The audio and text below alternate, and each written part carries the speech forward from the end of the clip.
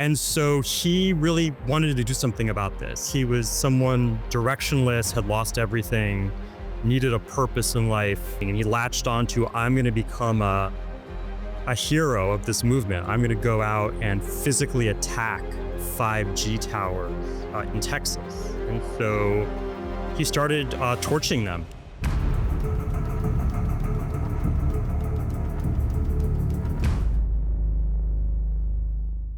Ladies and gentlemen, welcome back to Change Agents, an Ironclad original brought to you by our spicy friends at Firecracker Farm. Today, we're going to be talking about inside attacks on 5G towers, not only here in the United States, but also globally. My guest today is Brendan Kerner. Brendan is an American author and journalist, currently a contributing editor at Wired. He writes in-depth stories on topics including criminal justice, national security, and biomedical research, and has contributed to the New York Times, Slate, Mother Jones, Harper's Magazine, and the New York Times Magazine. His work has been recognized with numerous honors, including being named one of Columbia Journalism Review's 10 Young Writers on the Rise. Let's get into today's episode.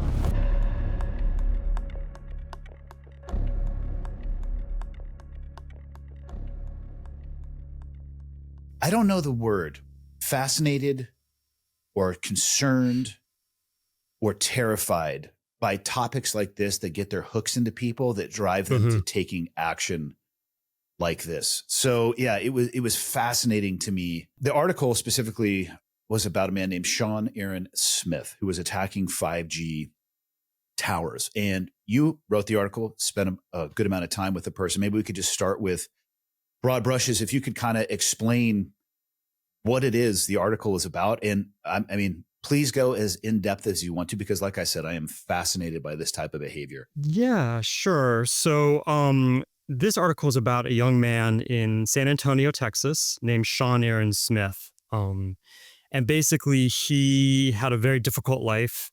His father was an alcoholic. He ended up dropping out of high school when he was quite young, fell in with a group of local kids who were really into doing drugs and burglarizing homes. Ended up going to prison when he was 18 years old. And pretty much for the next several years, he was in and out of prison on parole violations, weapons, drugs, things of that nature. He got out in late 2019 and resolved to turn his life around and went back, moved in with his mom back to the trailer where he'd been growing up with his mom. Got a job at a buffet restaurant. Got a girlfriend who'd moved next door. Things were looking good. Then the pandemic came, and both him and his girlfriend lost their jobs. They were just sitting in the trailer, being online, watching, Alex Jones videos and all these kind of conspiracy-minded videos online. And one that he became really interested in was these rumors and conspiracies going around about how 5G wireless technology, the standard that all of our phones operate on, was kind of new back then, might have played a role in the pandemic. There was this theory online that the radiation from these 5G towers had somehow affected the human immune system and lowered its defenses and made people susceptible to the virus. And so he got into that, and his girlfriend got into it. They were consuming lots of information and content about this online.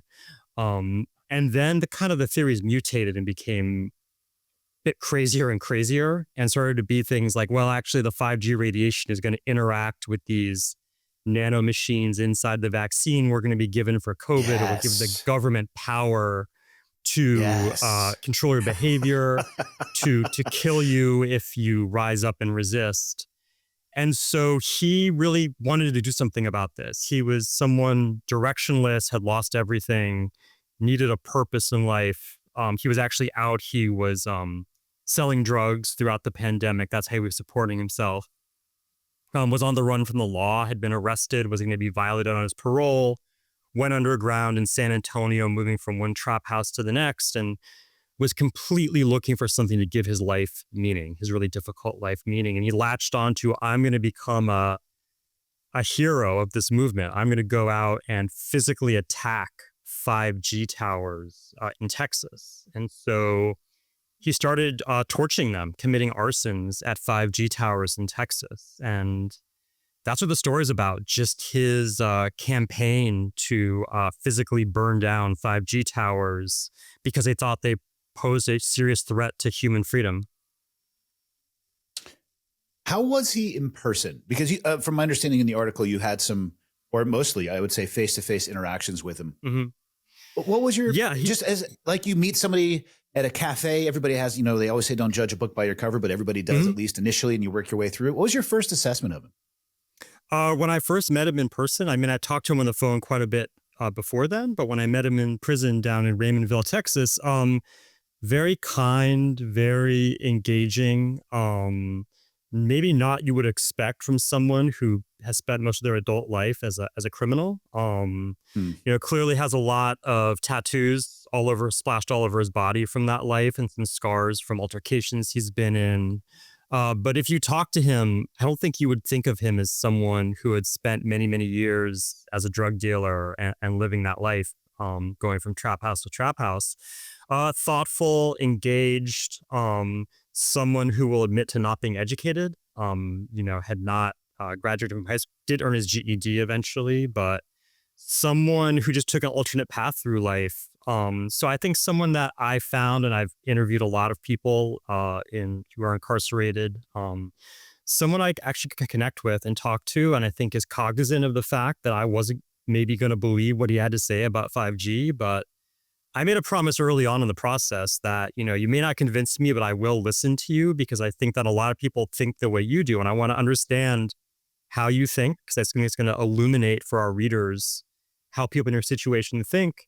And also, I want to understand how you went from believing these things to being radicalized to the point of violence. I think that was really the big lure for me in the story, is I want to understand, when does a person make the decision that not only do I believe these things, but I'm going to risk my freedom to commit violence to further this political cause. Yeah, I think that's a really important delineation. There are a variety of communities out there, and this is one where I'm actually trying to do better as a human being on this. I think it's really easy to poke fun at some of these, and I'll admit that perhaps I have thrown a little bit of shade at the flat earth community.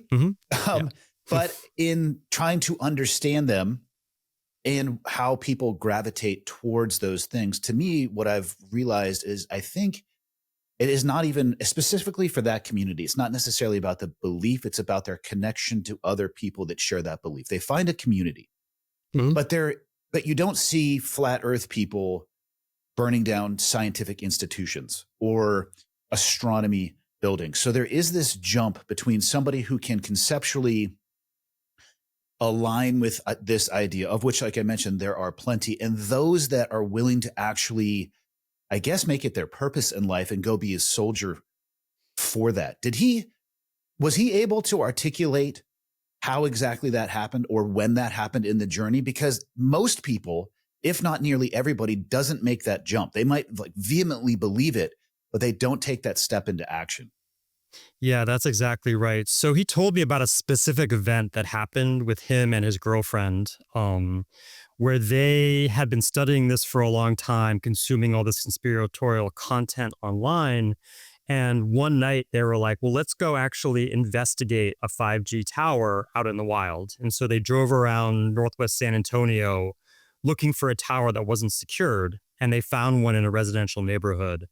And they went up to it, and they do emit this kind of like humming sound. And his girlfriend became very scared by the humming and just felt that it was giving off bad vibes. But he went and actually went up and put his hands on it. And he just told me that he felt kind of like evil energy emanating from it. And it was in that moment, it kind of said it clicked for him that all the things he'd heard from these, content makers, podcasters, radio hosts, media personalities clicked for him, and that they were all saying that 5G is the linchpin of a plot to enslave you, essentially, to zombify humanity. And so there's a moral dimension to what they were preaching, that basically these things are a danger to the values that you treasure and you define yourself by. So in that moment, it clicked that now that I've actually touched one of these towers up close and I feel the hum of it and the vibrations of it, it connected for him actually I need to fight against this. Now, I will say at first he wasn't violent necessarily. Him and his girlfriend first started making these crystals called organite crystals, that there are all these rumors online that make them in muffin tins. They were going from trap house to trap house in San Antonio in the kitchens where people are cooking up drugs. They're cooking up these organite crystals in muffin tins and just throwing them over the chain link fences into 5G towers.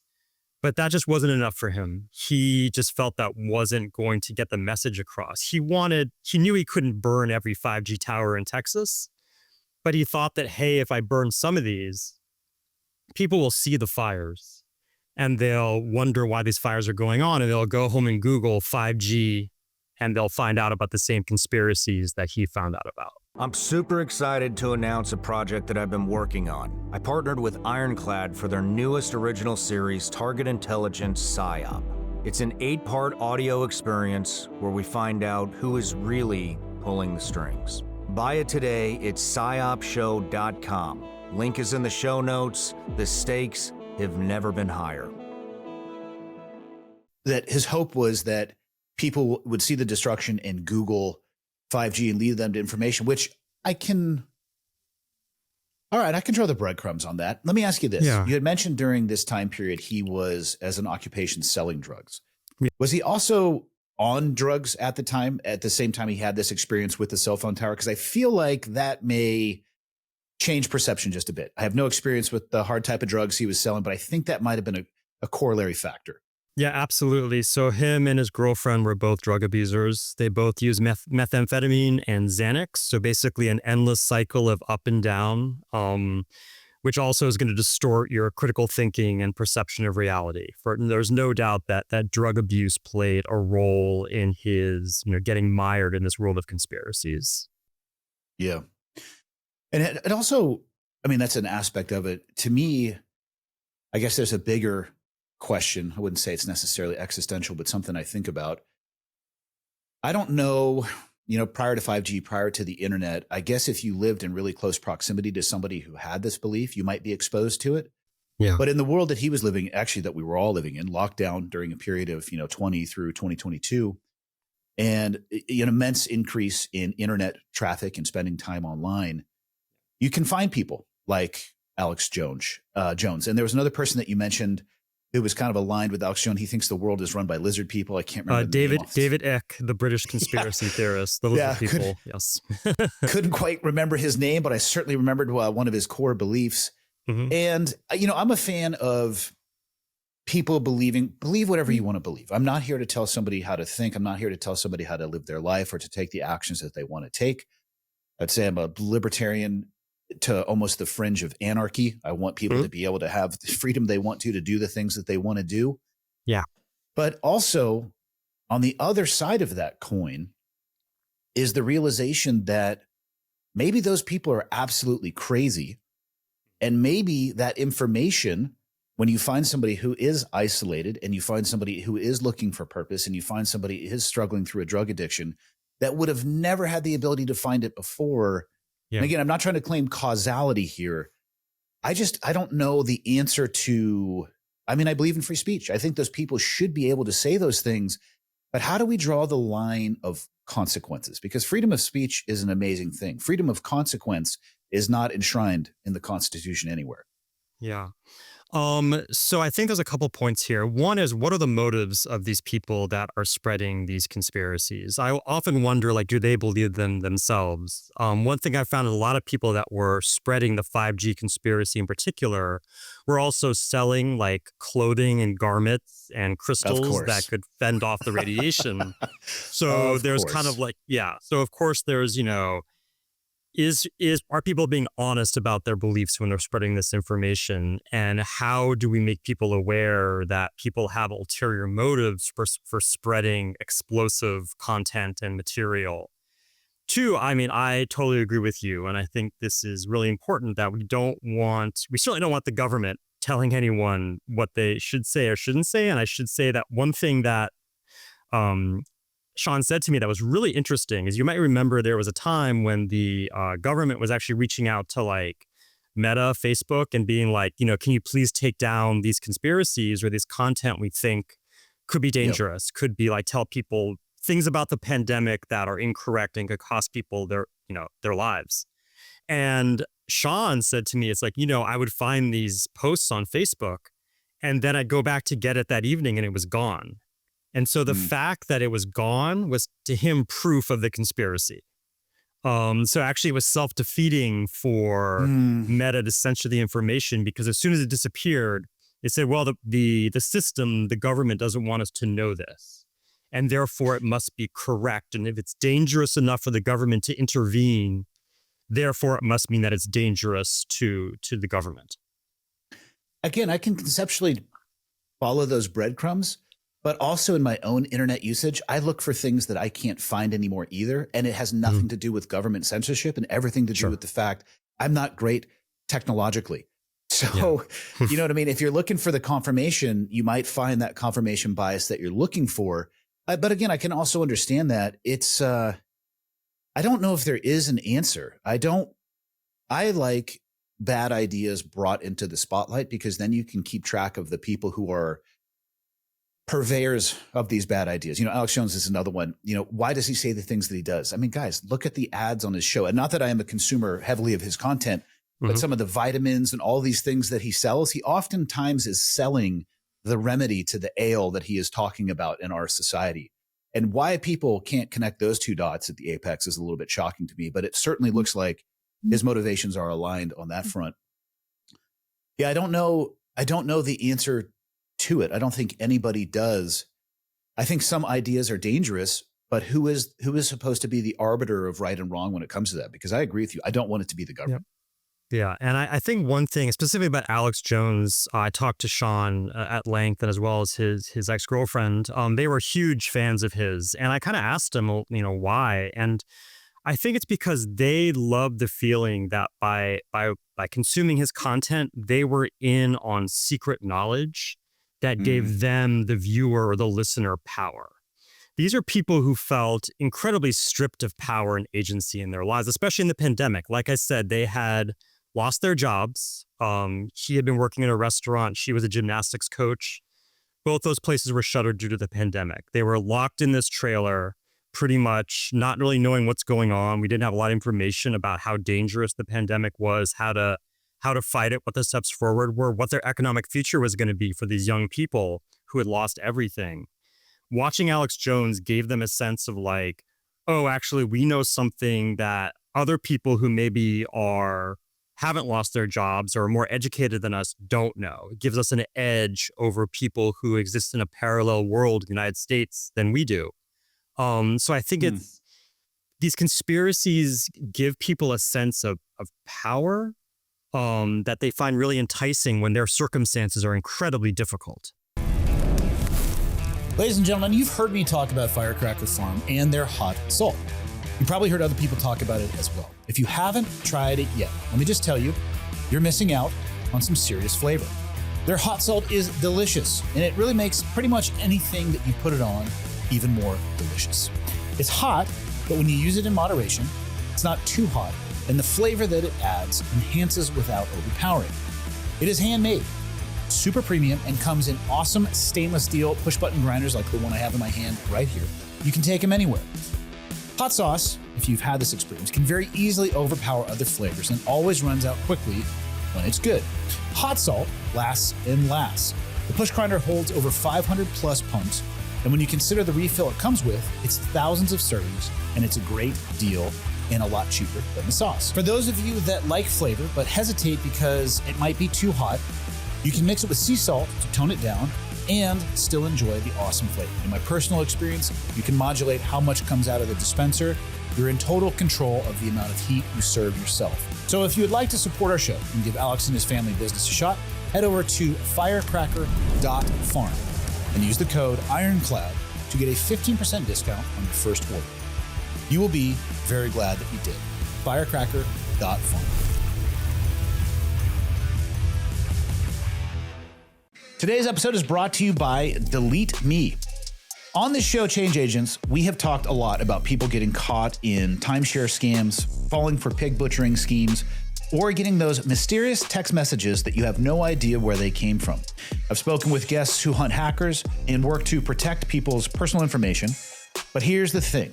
Your data, your personal data, your name, your address, your phone number, Even your relatives' names can be bought and sold online by data brokers, putting you at risk for identity theft, scams, and harassment. Now, that is why we have partnered with DeleteMe. Like the experts we've had on the show who actively stop hackers and scammers, DeleteMe works behind the scenes to remove your personal information from hundreds of people search and data broker sites.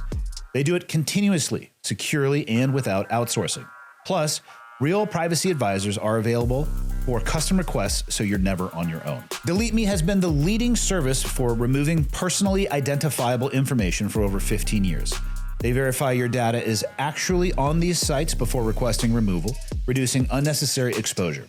Wirecutter named them the #1 service of its kind, and judges, journalists, creators, and podcasters all trust DeleteMe to protect their privacy. Nowadays, this isn't just a nice to have. I feel like it's an essential.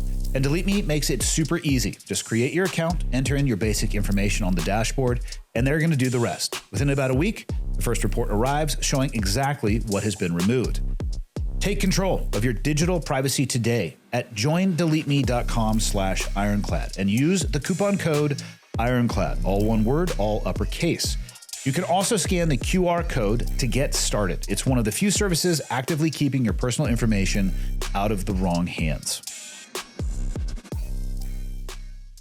That resonates with me. To leap a totally unconnected subject, but something in the modern era. We're watching this play itself out in real time with what happened with Charlie Kirk. The FBI hasn't even finished his investigation, whatever, his, her, whatever pronoun the FBI in general uses, their investigation. Huh? And it's almost every day you see another conspiracy. And at first, I didn't understand what was so attractive to that, because these things get their hooks into people and they won't let go. And I've had a few people reach out and they explained it in a way where it made more sense to me. They feel like that by consuming and perhaps then amplifying or sharing the information, that they're actually involved in solving the problem. Mm-hmm. And that I can understand, because it's a little bit of a line back to the purpose or a motivation for somebody. And we live in a world where it can easily feel like it's out of control. And by them choosing to do that, it is a metric where they do have control. They're choosing to seek that out. They're choosing to try to invest their time in doing that for a reason that they feel would benefit others. So I guess I understand that. What's interesting to me often when it comes to people who believe in conspiracies of any kind, and I'll be the first to say this, oftentimes conspiracies are actually real. People do conspire in real life to do things. There's plenty of examples of that, but that also doesn't mean that all conspiracy theories are real. What's interesting to me, though, is they get to a place where it doesn't matter what they are presented with when it comes to information, data, or an individual.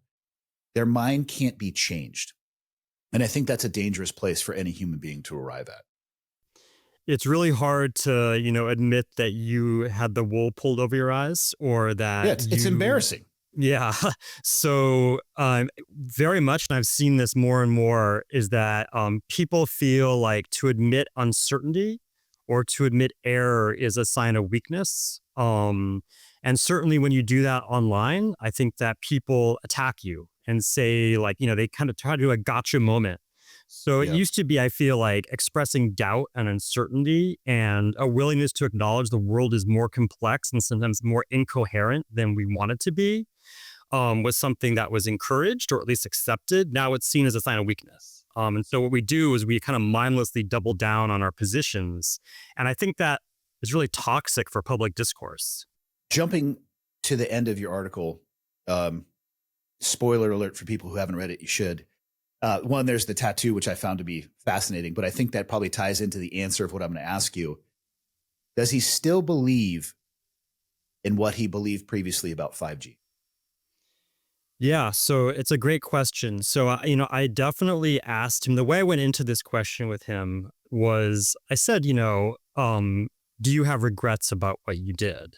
And he said, yeah, of course I regret it, because actually he says now, what I should have done is start a podcast or set up a website and become a media figure to spread my ideas. And ultimately, because I turned to violence, I can no longer be a trusted moral authority. But that led to him kind of revealing, but I still believe, he's maybe I don't know everything, but I think the way he put it exactly was that they're not just for cell phones. Like, he still believes there's something going on and maybe he doesn't totally understand, but he firmly thinks that 5G towers are still part of a government plot or some way to control behavior. I will say the one thing he emphasized to me and really said, like, you need to put this in the story, and I thought it was fascinating, is that the thing he's more worried about now is AI and AI data centers. And he really thinks that's the next step in the evolution of government trying to take away human liberty. And so it made me think that, is the next iteration of political violence from people like this going to be attacking parts of the AI infrastructure that's developing right now in the United States?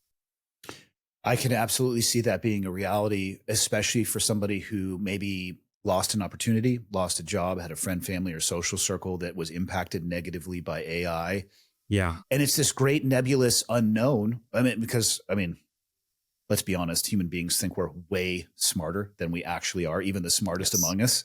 Actually, maybe even the smartest among us could realize that we're idiots, but I don't know if, to me, what worries me about AI is those directly involved in its creation have a very cautionary tone associated with it and an understanding of the amount of unknown.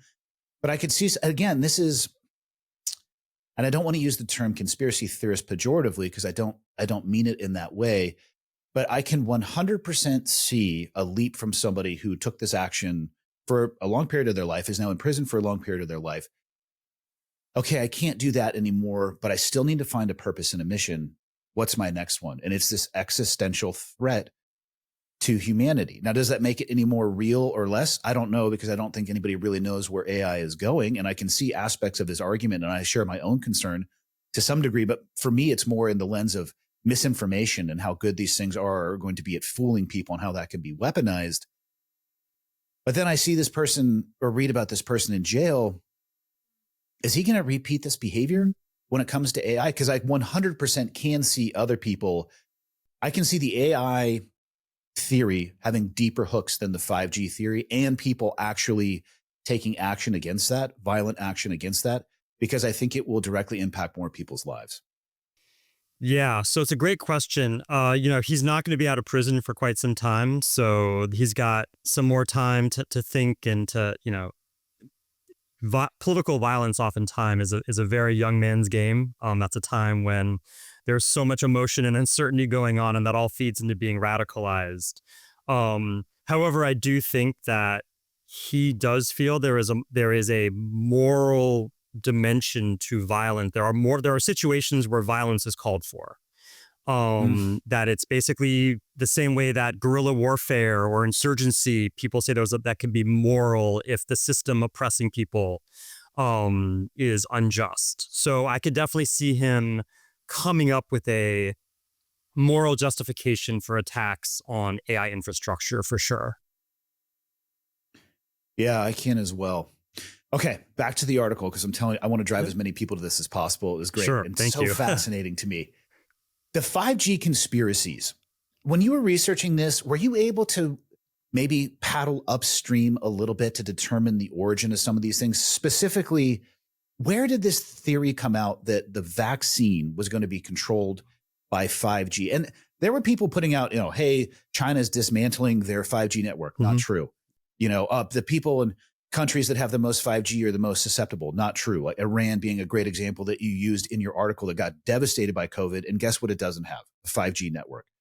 But were you able to paddle far enough upstream to at least whip out a pair of binos to see maybe where this leak of information was coming out the dam? Sure. Yeah, actually, there's actually a lot of academic research on this and efforts to find the kind of patient zero tweet or Facebook post that was. Yes. And some people, they really do go back to January 2020. So before a lot of people even thought the pandemic was going to be in the US and be so problematic here, there were people identifying this. And it really has its roots in kind of an older movement, which is called radiophobia, which is that for a long time, even going back to the 30s when radios were becoming commonplace in people's homes, people hear the word radio waves are part of their electromagnetic radiation. The thing that makes our cell phones go is electromagnetic radiation, and it sounds scary. And so every time we've had a new kind of technology develop that makes use of, the electromagnetic spectrum, we've had a movement to ask questions about the health effects. And you saw this in previous iterations of wireless technology. I actually, in doing this story, remembered speaking at an event in Pennsylvania, and I want to say it was maybe 2005 or something like that. And the speaker before me was someone who was talking about this was like the era of the Motorola Razr, and was talking about the dangers of cell phone radiation back in 2005 and whatever antiquated technology we had then. So there's always been a group, and it's been kind of like a weird alliance between some people who are like ultra environmentalists and kind of like from that sphere, and also people who are like more right wing, kind of like more suspicious of government motives, and kind of aligning in this paranoia or suspicion about cell phone radiation. And I think someone just very early on kind of latched onto that and kind of just put something out into the universe. And at a time when people are super scared and the government didn't really have an explanation because they didn't know what was going on, it was comforting, or probably it put order in people's minds to think like, oh, I can point at this thing. That makes sense. I remember really early on, probably March or something, a childhood friend of mine telling me that his wife, who's, very well educated, successful woman, blamed 5G. And that's really the first time I heard about the connection, say like in March 2020. And that's really when I first became interested in it, because I was like, well, that doesn't seem credible to me based on what I know. Why would his wife, this person with a college degree and great success in her professional life, buy into this? I think what happened as it went on, that people were more opportunists. You can only be putting out content about the connection, about the lowering immune system so much. You need a new spin to hook in more listeners or viewers.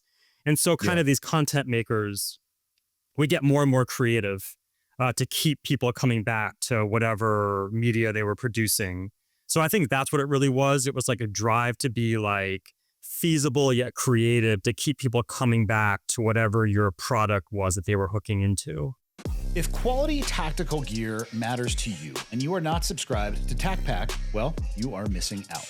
Every month, TacPack delivers a carefully curated box of professional-grade gear from trusted brands like Nine Line, Emissary Development, Infinite Defense, and Steel City Arsenal.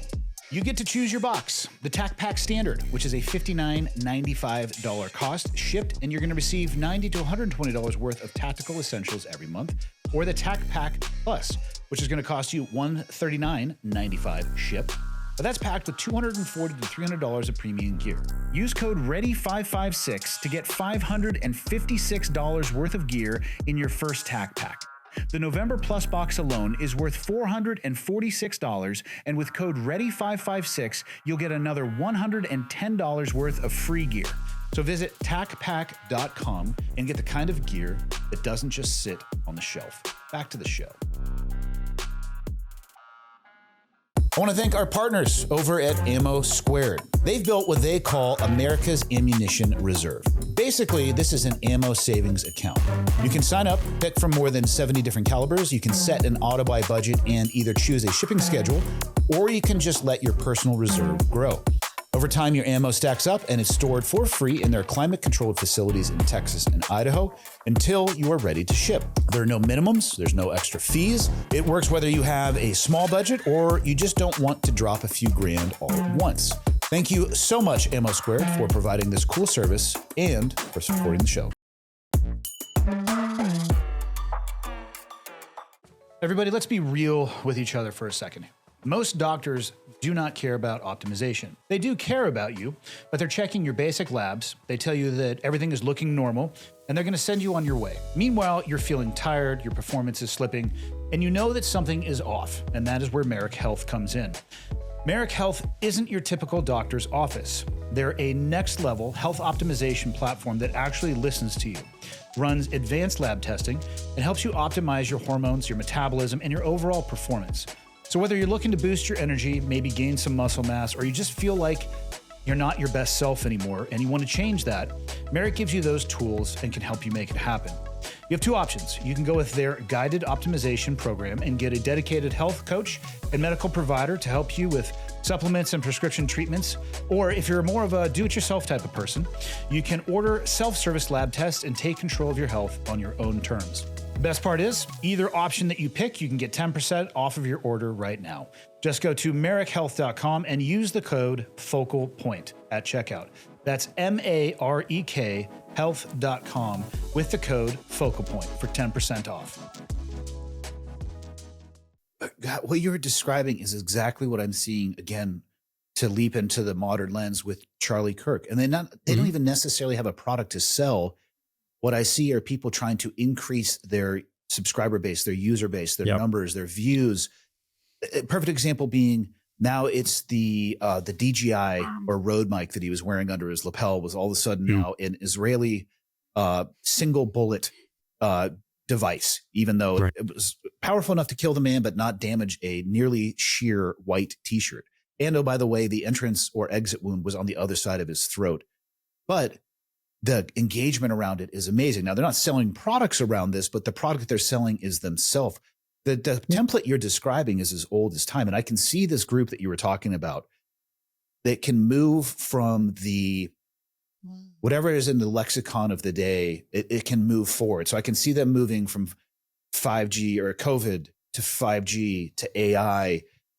And if they can get you on their broader concepts, then they can expose you over time to maybe the more fringe stuff, which, you know, maybe, hey, that one's not really for me, but you still have that allegiance to that core group. And man, out of that core group, you're going to get some people who want to burn down cell phone towers. Yeah. I mean, it's often someone who, you know, like Sean Aaron Smith, someone who is in a circumstance in their life where they're desperate. And I've written a lot about extremism and radicalism. I wrote a book about the epidemic of hijackings in America in the early 1970s. And, you know, all these times people would claim different motives in these hijackings. It was for the Black Panthers. It was for Puerto Rican liberation. It was against the war. But if you really like investigated the personal lives of the hijackers, they were all people who were in very, very messed up personal situations. They were on the run from the law. Their wife had left them. They were broke. They were AWOL from the army. There's always a personal story of someone who's struggling to put order and meaning into their lives. And they latch onto this thing as like, I'm going to make a radical move.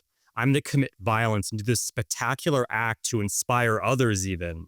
And that will somehow help me to reinvent myself into a more satisfying life. It never really works out as intended, but that's kind of the general thought process I found in my reporting and investigation. Yeah, I guess I can't think of an example that somebody who was hijacking anything had just crushed a day at work with a really fulfilling personal and professional life, Right. doing great on their finances and was in perfect health. Yeah, you don't often see that. You gotta describe how Mr. Smith got caught and what led up to that, and maybe perhaps the evidentiary chain that he left behind. Yeah, sure. So, you know, he was on the run for more than a year. And he had burned like 22 towers. And he admitted to me that he always had at the beginning, he was very careful about how not to get caught. He would like pick out targets that were near wooded areas so he could escape. He would wear like a construction worker's uniform so no one would question what he was doing there. But he got overconfident. He admitted that to me. And so one day he had another girl. He's kind of on the outs with his longtime girlfriend. He had another girlfriend and she got overconfident. He borrowed her car and he torched a cell phone tower that was behind a Walmart.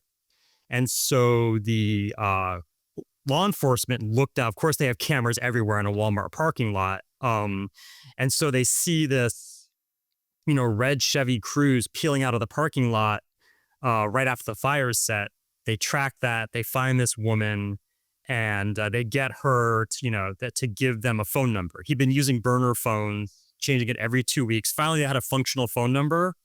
And so they got a warrant to have the Secret Service ping the phone, which means you use cell phone towers to triangulate the location of where his cell phone is. So the thing actually he was paranoid about is that cell phones can give you information about people or be involved by the use of the government, what was used to identify his location. So a massive force went out, found him, FBI, Secret Service, local arson investigators, San Antonio police, went to this apartment complex and surrounded him. And something really interesting he told me is that, he kind of always knew in the back of his mind that this wasn't going to end well for him. He kind of knew he was going to get caught someday. And he said to me, one thing he thought about is, do I go down in a blaze of glory? Do I become a martyr for this cause? And when he was surrounded, he was in his friend's vehicle and he was armed. He had his handgun with him. And, he'd always figured, like, do I shoot my way out of this and I do a suicide by cop kind of thing and I become the 5G martyr? But in that moment, he froze. It just, there was too many firearms trained on him. It was too much of an overwhelming force. He froze, didn't grab his gun, he surrendered. And he says to me now, he's so glad he did that. Like, he's so glad he didn't basically take his own life, but through suicide by a cop. And part of that is because he feels that his purpose in life now is to spread his political ideas. Oh boy.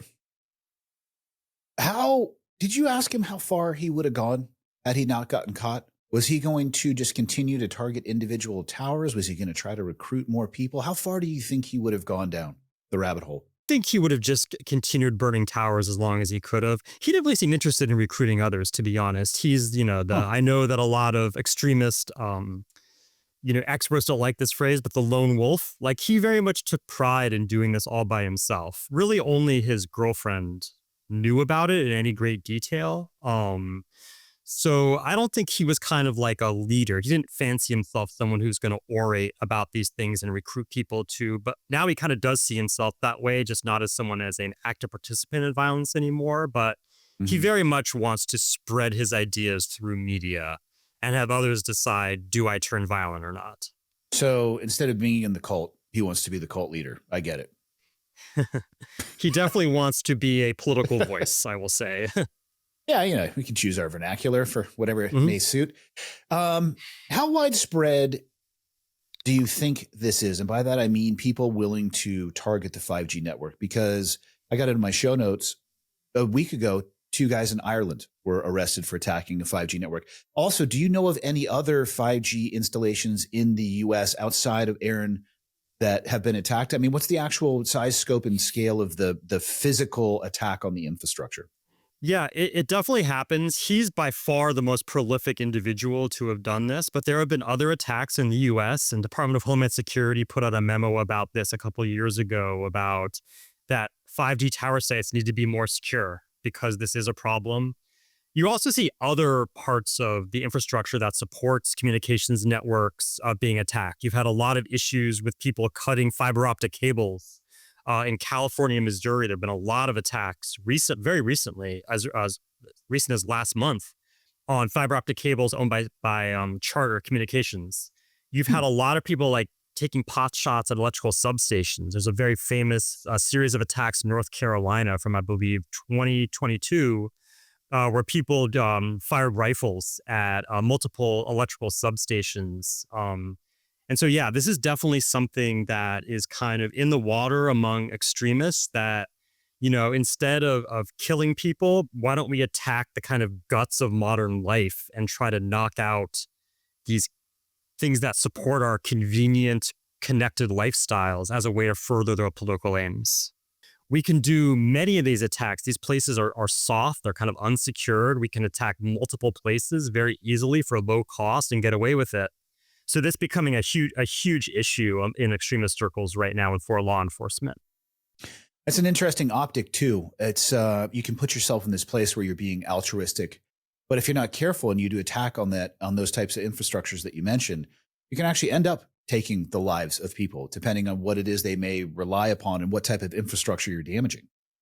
I think the biggest one that people are worried about is 9/11 service. And that's been something that has fallen apart in infrastructure attacks on occasion. And And yeah, the way that first responders can communicate and get places, that's all affected by all of this. If people lose power and people need air conditioning and heat and all these things that keep us alive, especially those who have physical ailments.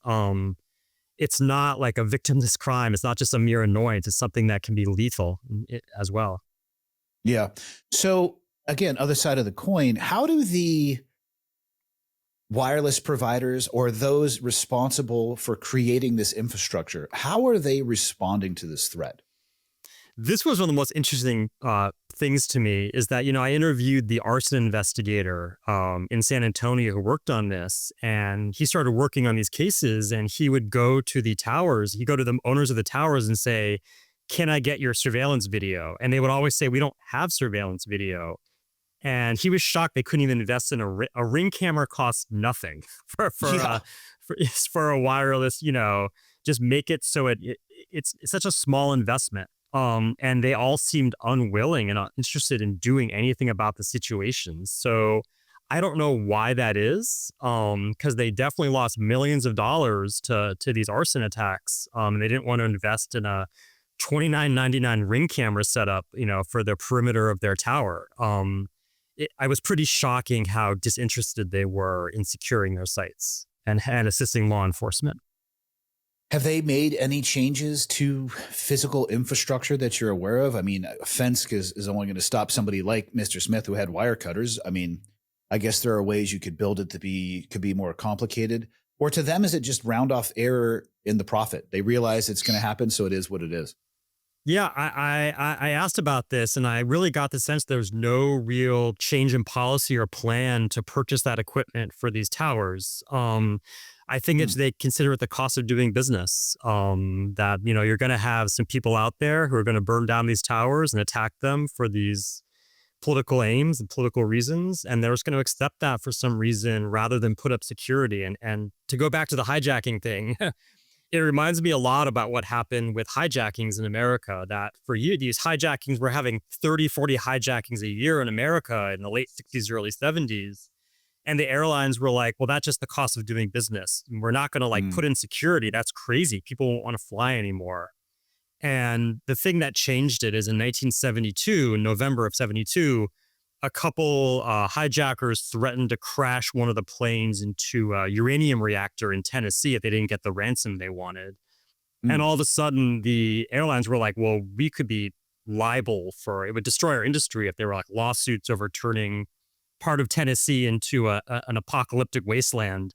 And so then they kind of relented and gave up their opposition to universal passenger screening. But it's crazy to think up until January 73, you could walk onto a plane with pretty much anything you wanted. And I think it's kind of the same situation with these cell phone tower owners, that they put them up, they kind of forget about them, they just make money, they maintain them when they have to. But I think until there's a threat of some event that they could be liable for that would really affect their bottom line, they're not going to take action. Yeah, for those who don't remember air travel pre 9/11, I mean, the cockpit door would be open in flight. You could go have a little chat with the left seat, right seat. You could have your child probably not sit in the seat, but none of that changed until all of a sudden there was a completely reoriented landscape of a realization that, hey, there are people out there who will weaponize and utilize this deficiency or lack of security or sense of being untouchable against you. And I wonder what that would take for the industries and organizations that create this infrastructure. I mean, I wonder if it would be a drastic outage. I almost think it would be something along the lines of having it being hijacked through a software perspective instead of a hardware before, but something catastrophic that threatens the absolute bottom line, which is unfortunate because that just draws everything back to money. Yeah, I mean, that's in my experience reporting on these issues, that's what it comes down to. It's really an issue of liability. So it would have to be some kind of lethal event that results in lawsuits or the threats of lawsuits that could really, take millions from these companies. I think only then will they have serious changes in policies. I think history's shown that time and again. Yeah. What do you think could be done? Conspiracy theories well, I'll call them, I don't want to use a pejorative term. They're ideas that often can seem enticing, but they have very drastic perpendicular turns away from what I would consider to be reality. And again, people believe whatever you want to believe. I'm just curious. And again, this is based off your experience in talking with somebody like Mr. Smith. Is there any effective way to counter the conspiracy beliefs once they get their hooks into people? I think there is, but I think it takes a tremendous amount of effort, and you need to address people on an individual level, and you need to give them an alternative theory that's more convincing. I mean, I think this is the most important part. I did a story in 2017 about, and this was kind of the height of ISIS and ISIS committing terror acts here in the United States. And I did a piece about a group of young men in Minnesota who had tried to go to the Middle East to join ISIS. And basically, they had been indoctrinated by older men in their community who'd shown them all this content, all this media. They would get together and have meals and watch ISIS YouTube videos, to the point where they convinced these teenagers, literally high school students, to get on planes and go to the Middle East and basically join ISIS. And when they were arrested before leaving the country, the court made a really interesting decision. It's like, can we try to, instead of putting these 17-year-old kids in prison for basically being brainwashed, can we try to de-radicalize them? And I found out there actually is a lot of research and a lot of people in this kind of I don't want to call it an industry, but a field of de-radicalization. This is a big thing in Europe with people who are neo-Nazis. That there's a lot of efforts there to, can we de-radicalize young men specifically who've come up with neo-Nazi beliefs and committed or wanted to or have committed violence to advance neo-Nazi beliefs. And they really tried to, basically assign counselors to these young men. One in particular I wrote about in the piece. And I think a lot of it is not just showing them that, that their beliefs are wrong, but providing them a theory of life and kind of broadening their horizons. I think that's one thing that came across to me in saying de-radicalization is that radicalization, your worldview becomes narrow and narrow and narrow until there's one thing that's causing all the problems in the world. So for Sean Aaron core Smith, belief. Yeah, your core belief becomes everything. Became narrow and narrow and narrow until 5G. That's the problem with the world. So I had to dedicate myself to that. For these ISIS recruits, it was narrow and narrow and narrow until it was it's people oppressing this one true Islamic state. That's the one problem in the world. I'm going to go fight for it. You have to broaden it back up. You have to broaden back, increase their worldview, increase the breadth of what they know and what they understand and what they're exposed to. It's an arduous process. It's not something you can do in 10 easy sessions. So it takes an investment of time and money. And obviously we don't have those resources for the many, many thousands of people who are being radicalized by conspiracy theories. So I would say that there's a possibility psychologically, but I don't think we have the resources for the scale of the way conspiracy theories are spreading our society right now. So I'm kind of pessimistic, to be honest with you. Yeah, I don't know of anybody who truly has become radicalized overnight. And I guess it's analogous to weight gain. You don't wake up the next morning and have gained 100 pounds. But if you do find yourself in that place, you have an uphill battle to get back to your former self. And I think radicalization is probably the same way. And who knows if it's even a 1-to-1. It might be a 2-to-1 of time to work yourself out of that. Yeah. Because absolutely. I mean, I know people in my own life who have one of the, I guess we all have our own core beliefs, but I will say their core belief falls along the lines of being a little bit more fringe, and they have identified what you said, what they have considered or are narrowing down every day to being that one core issue.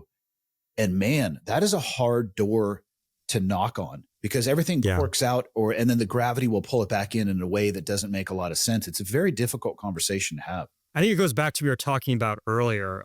Basically that how do you, when your whole life is focused on one thing, it's so critical to your identity. It's very hard for you to admit that you were wrong, or that the path you went down to get narrow was the wrong path to take.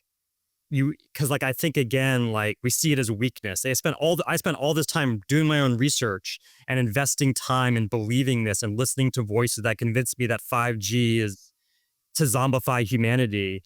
But if I say that's wrong, I'm weak. And I was, that I'm lampooned as someone who did the wrong thing and made a mistake. And that's not a good thing to admit weakness. So people double down. So I think it's becoming harder and harder to broaden out for people who become narrowed on one issue. I agree. If you were a betting man, do you think that we will see more or less global conspiracy-driven violence in the future?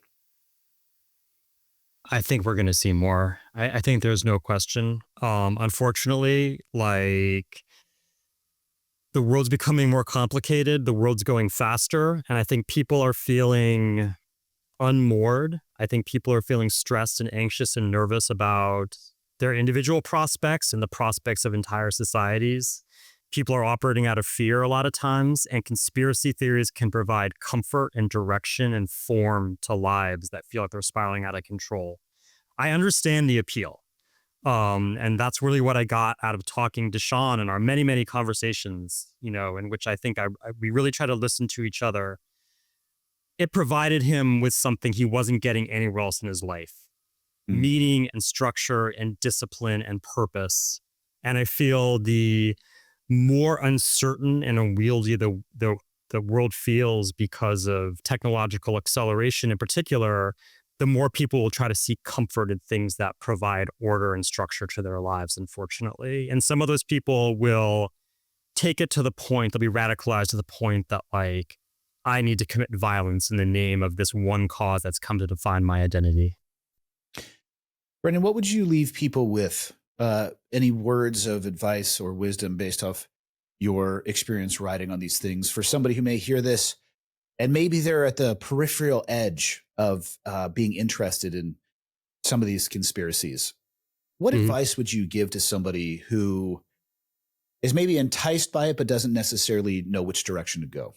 I would say that the one great thing about being a journalist and a writer is that my big part of my job is to listen empathetically to people and to talk to people and to hear and to engage with people of all different viewpoints.